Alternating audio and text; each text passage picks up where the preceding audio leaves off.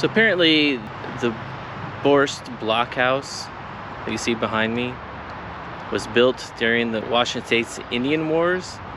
Well, now it sits here in Borst Park. Originally it was over by the Chehalis River next to the Borst home. Apparently in 1919 it was moved to Riverside Park, and then I don't remember the year, but it was moved to Borst Park where it is today. What I was reading is the Borst family lived in it temporarily and then built their home next to it and then used it as a granary.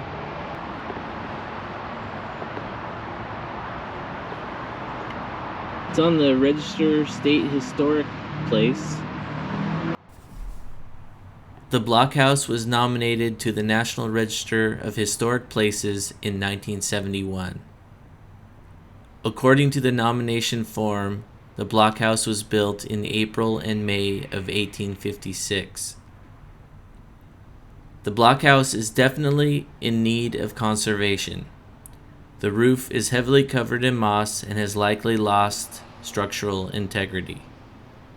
There are timbers that compose the walls on the upper floor that are rotting and need to be replaced. The upper floor projects over the lower floor by about 5 feet. The upper walls have 12 rifle loopholes and the lower walls have 8. The ground floor is a dirt floor. Originally, it had no windows and only one door.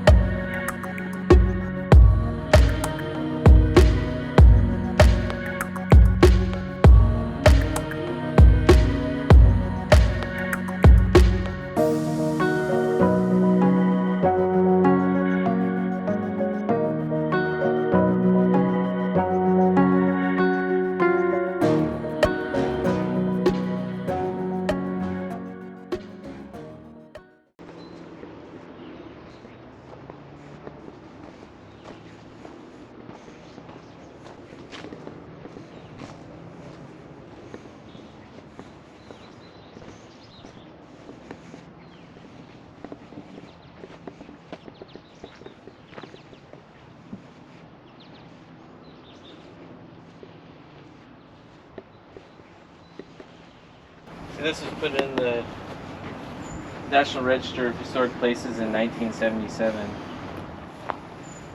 So this is the Joseph Borst House. I believe one of the earlier houses built in the Centralia area. Don't recall exactly when it was built. We'll have to look that up.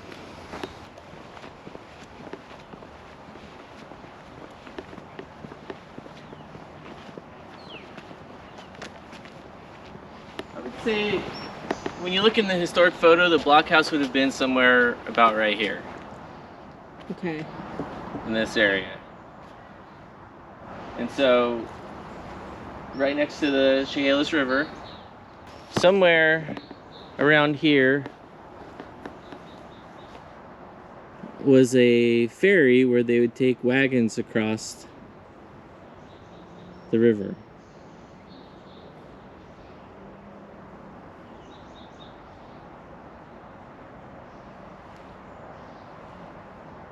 I believe that's why they put the Blockhouse in this location, because it was strategically important place.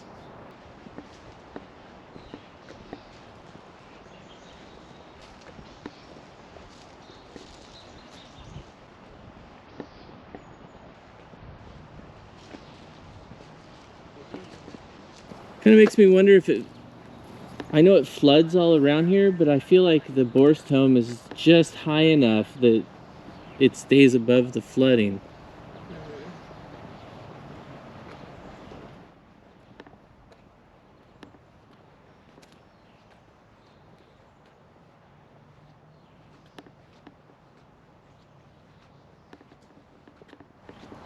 You know, it would be better if they moved the blockhouse and put it in its original location, because then they could have it where it's not in the shade all the time. I know. I feel like the reason the roof is so destroyed is because it's in that location. Yeah, it's in the shade and has needles constantly, you know, It's fur mossy. needles on it. Moss is the worst.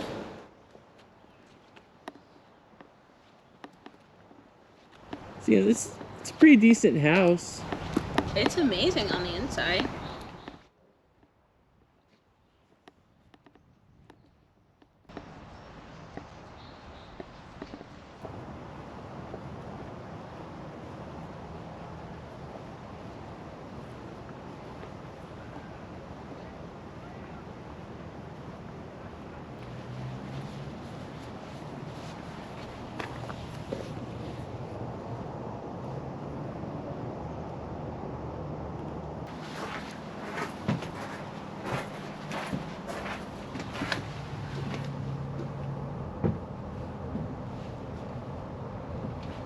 I guess there's an event on August 20th. I think the kitchen in this house is really cool. I bet. Because it's it's the way that the kitchen and the, like, pantry and the cellar are laid out is like really, it makes practical sense. But it's really different from how we would lay out a kitchen, a house today. So the kitchen and the, like, larder and pantry and the cellar are all laid out in a way that makes practical sense for the climate and how you use a kitchen of that time, but it's really different from how we think of, like, where you would put a kitchen in a house today. I wonder if this has a cellar. Have you been in this house? I've been in this house. When I came here before once and listened to a lecture about like food preservation. Okay. And like frontier kind of pioneer cooking. But I can't remember if they have a cellar or not. I think they do, but you can't go into it.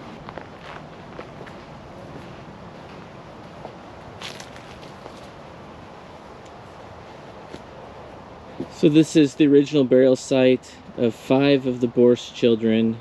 They now rest in Mountain View Cemetery.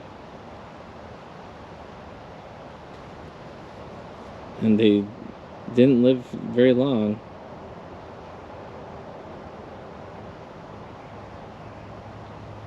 Three less than 1 year, and 1 2 years, and one year.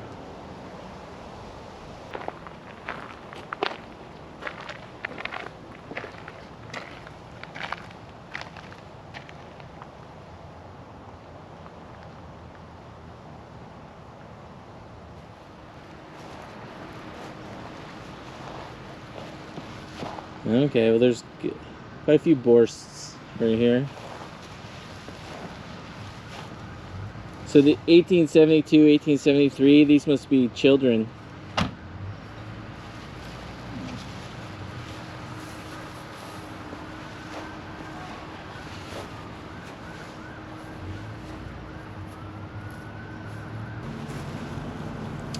Yeah, this is Mary Borst and Joseph Borst.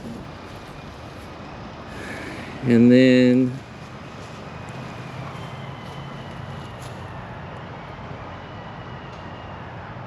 this is a child that died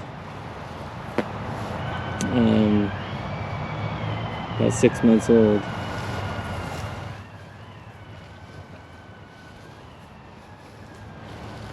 Yeah, so here's the children. Yeah, that died when they were very young. Okay, well we found the Borst family. We did.